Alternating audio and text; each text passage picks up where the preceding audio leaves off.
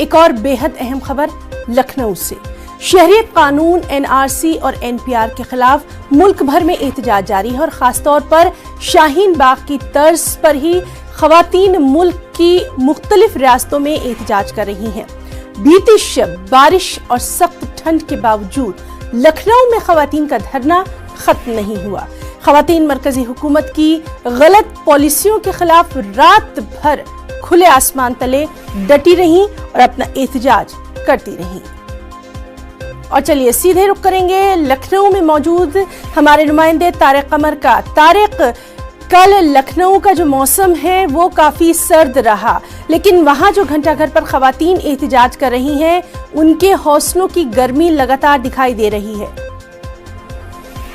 हाँ देखिए ना, जिस अंदाज से मौसम ने करवट बदली थी तो लोगों को यही गुमान गालिब था कि कहीं ना कहीं इस मौसम का असर पड़ेगा और लोग जो है वो अपने घरों को वापस चले जाएंगे। लेकिन खवातीन ने इस बात को साबित कर दिया कि ये एहतजाज मौसमी एहतजाज नहीं है, ये मुजाहरा मौसम ही नहीं है। मौसम करवट में बदलेंगी लेकिन ये एहतजाज बदस्तूर जारी रहेगा। खवातीन ने नहीं किया, इतना जरूर हुआ कि मासूम बच्चों को वहाँ से हटाया गया, वो भी समाजी कारकुनान के कहने पर।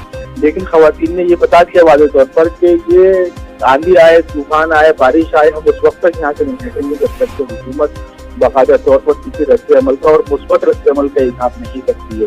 तो देखिए अपने आप में ये बहुत अजीब सी बात है। हालांकि बर्फीली हवाएं तो बहुत दिनों से चल रही थी, सर्द हवाएं बहुत दिनों से चल रही थी, लेकिन हेलो जी बोलिए तारिक।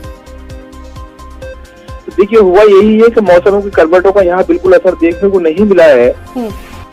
बर्फीली हवाएं पहले से भी चल रही थी, लेकिन मौसम ने जिस अंदाज से करवट बदली, बारिश हुई, उसके बावजूद भी उनके अज़ाइम कहीं थकते नजर नहीं आए, कदम पीछे हटते नजर नहीं आए।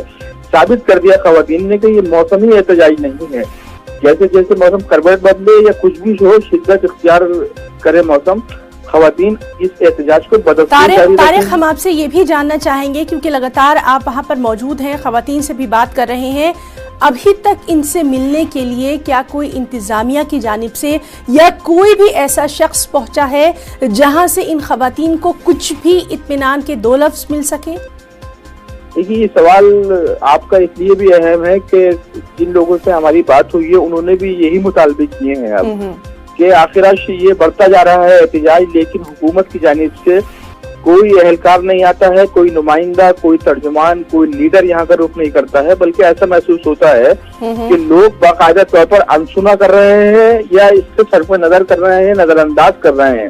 तो देखिए न कोई समाजी कारकुन जो हुकूमत के लिए काम करते हैं उनमें से कोई जाता है, सियासी कारकुन का तो तस्वुर ही नहीं किया जा सकता है। इतना जरूर हुआ है कि कुछ दूसरी जमातों के कारकुन हैं वो पहुंचे हैं, लेकिन बरतर इख्तिदार हुकूमत ने इस बात में किसी भी तरह की कोई पेशरफ नहीं की है। इस हवाले से कोई कदम ऐसा नहीं उठाया है जिससे मुजाहिरीन को, एहतजाजियों को राहत मिल सके, ज़हनी सुकून मिल सके या ये कोई ऐसी उम्मीद जाग सके जिसकी बुनियाद पर वो ये सोच लें कि आने वाला वक्त जो है वो शायद हुकूमत को कुछ बातचीत के लिए मजबूर करे, पेशरफ करने के लिए मजबूर करे। जी तारिक, तो लगातार आज यहाँ पर भी हमारी नजर बनी रहेगी कि खवातीन से जब आप बात करेंगे उस वक्त हम ये जानेंगे कि आखिर ऐसी क्या चीज है जो इनको इतना हौसला दे रही है। तारिक, बहुत बहुत शुक्रिया फिलहाल बातचीत के लिए।